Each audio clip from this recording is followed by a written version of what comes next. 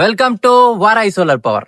So ఈ రోజు వీడియోలో భాగంగా చాలా మంది ప్యానల్ టు ప్యానల్ గ్యాప్ ఎందుకుంది, దగ్గర వేసుకుంటే మాకు రేకుల్లా కనిపిస్తుంది కదా అని అడుగుతున్నారు.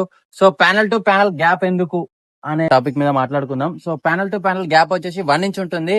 సో దీని ద్వారా మోస్ట్లీ ఎక్కువ యూజింగ్ ఏంటంటే, సో గాలి గాలి పెట్టినప్పుడు ఈజీగా మనకు కింది నుంచి గాలి వస్తుంది కాబట్టి ఇది హైట్ లో ఉంటుంది, బిల్డింగ్ టాప్ లో ఉంటుంది కాబట్టి సో గాలి అనేది ఈజీగా మనకి ఇందులో నుంచి గ్యాప్స్ లో నుంచి వెళ్ళిపోవడం వల్ల మనకి స్ట్రక్చర్ పైన కానివ్వండి, ప్యానల్స్ పైన కానివ్వండి వెయిట్ అనేది పడదన్నమాట.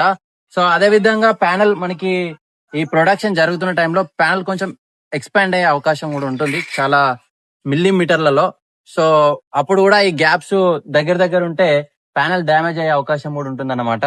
అండ్ ఇంకొక థింగ్ ఏంటంటే టైంలో కూడా వాటర్ కూడా ఈజీగా వెళ్ళిపోవడానికి అవకాశం ఉంటది.